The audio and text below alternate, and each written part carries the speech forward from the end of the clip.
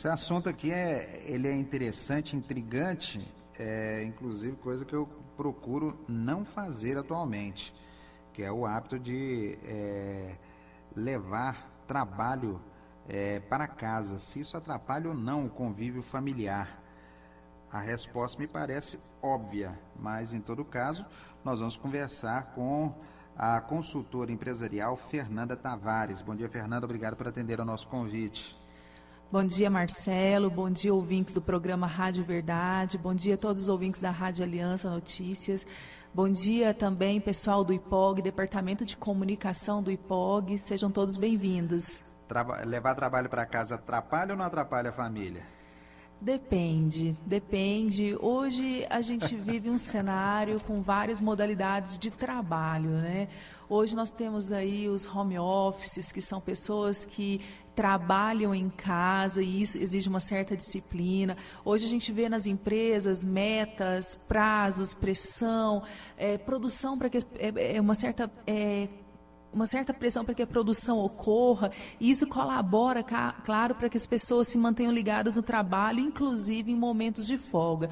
Então, eu diria que levar trabalho para casa, dependendo da situação e dependendo da frequência, pode se tornar ruim, e dependendo da frequência, se é algo eventual, se é algo que vai colaborar com a carreira daquele profissional, pode ser positivo. Então, a gente diria assim que sempre vai depender da atuação daquele profissional.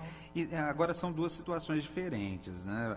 A primeira, se a pessoa faz a opção por trabalhar em casa, aí é o que a senhora está falando, tem que ter disciplina e isso já é até aceito, imagino, pela estrutura familiar, né? Ele já tem que colocar isso dentro da rotina da casa, né? Exatamente, isso vai exigir uma disciplina maior, isso vai exigir inclusive a disciplina do próprio profissional. Ele precisa ter horários para que esse trabalho ocorra, ter seu horário de almoço, ter outras atividades além do trabalho, fora de um horário de expediente, que o levem, que o motivem a ter outras atividades, como cuidar da saúde, do lazer, sair com filhos, com a família. Então, aquele cuidado para que ele não exceda também o tempo de trabalho por ser trabalho em casa. Quais são as atividades mais frequentes que as pessoas fazem em casa?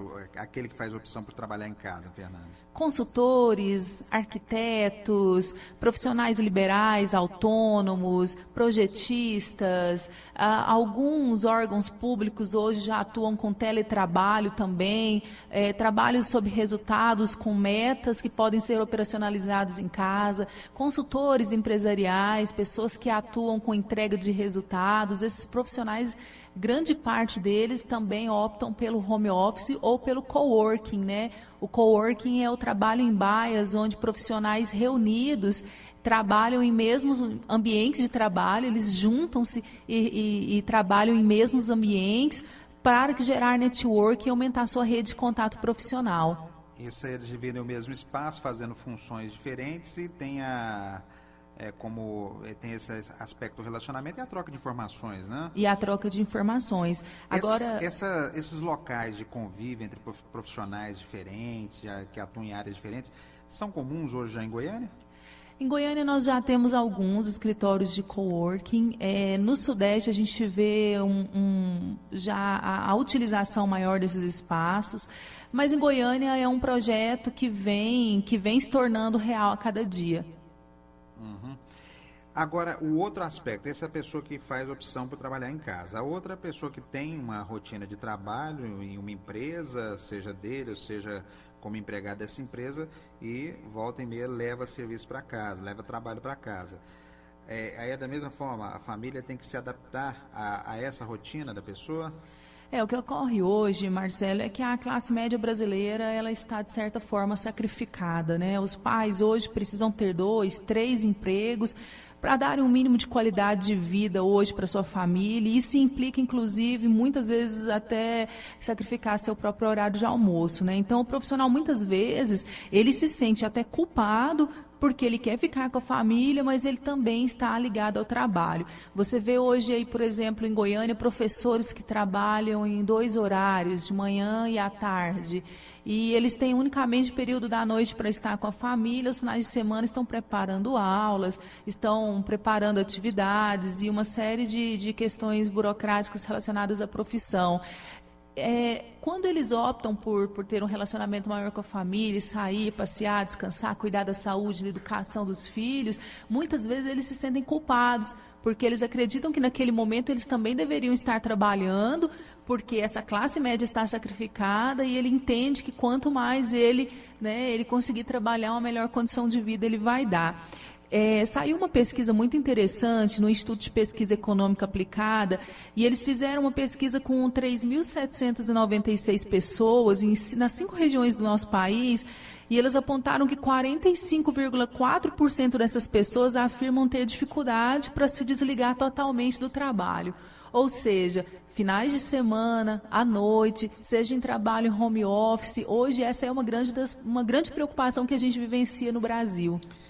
Agora, historicamente também tem algumas atividades que não tem jeito de se desligar, né, Fernanda?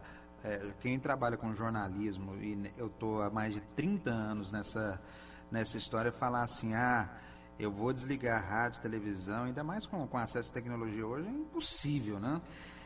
Exatamente, com celulares corporativos, smartphones, os tablets, né, toda a conectividade. Eu até evito um pouco desse banho de tecnologia, que é justamente para garantir um pouquinho de tempo para outras coisas, mas não tem como você ficar desligado, né?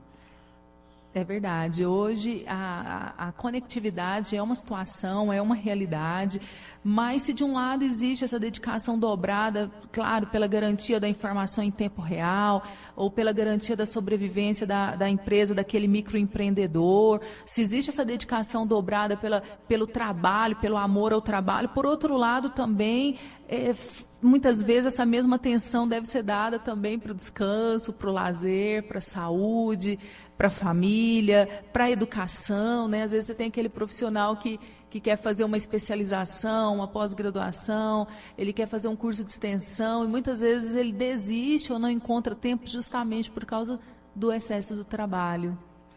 E tem uma coisa que ainda não está pacificada, que é até onde vai o direito de quem pega trabalho e leva para casa, né? A senhora citou aí os celulares corporativos, as outras formas de comunicação, né? E isso tem sido objeto de algumas batalhas na Justiça do Trabalho.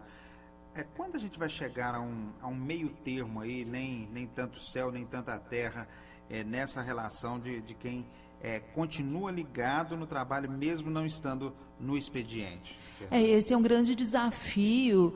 É um grande desafio, Marcelo, tanto das empresas quanto dos profissionais. Existem algumas empresas, por exemplo, que embora ofereçam as tecnologias, embora ofereçam as ferramentas de comunicação, elas não exigem que o funcionário esteja conectado durante todo aquele período, mas muitas vezes por opção do próprio colaborador, né, uma opção da própria pessoa, ela permanece porque ela sabe que no dia seguinte o cliente quer um retorno, porque ela sabe que no dia seguinte ela precisa dar uma resposta e às vezes até procrastina, né? A procrastinação deixa para a última hora. Eu tenho um relatório para entregar amanhã, quinta-feira, e hoje é quarta-feira, digamos, exemplo, e vou varar à noite, por exemplo, né? Fazendo aquele relatório, preparando aquele material para entregar. Então, esse é um grande desafio, né? O equilíbrio, a empresa proporcionar desafios alcançáveis, desafios que os colaboradores possam alcançar dentro do seu expediente e também promover e estimular o planejamento, promover e estimular o convívio familiar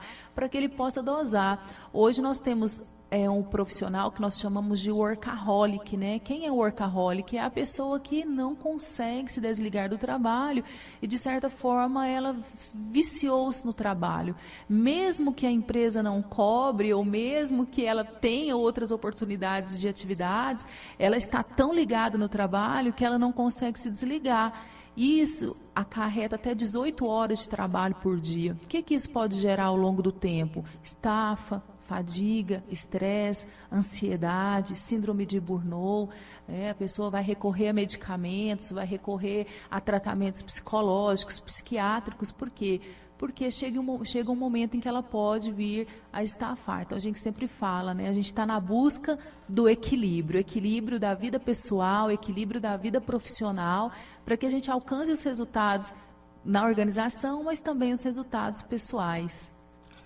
Como muito provavelmente não vou te encontrar de hoje para amanhã, feliz Dia da Mulher para a senhora.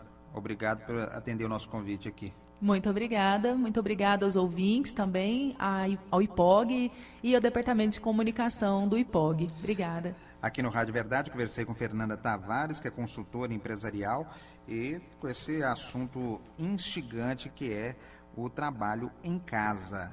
A partir disso, nós conversamos aqui no Rádio Verdade. Daqui a pouco a gente volta com muito mais informação no seu rádio. São 10h17.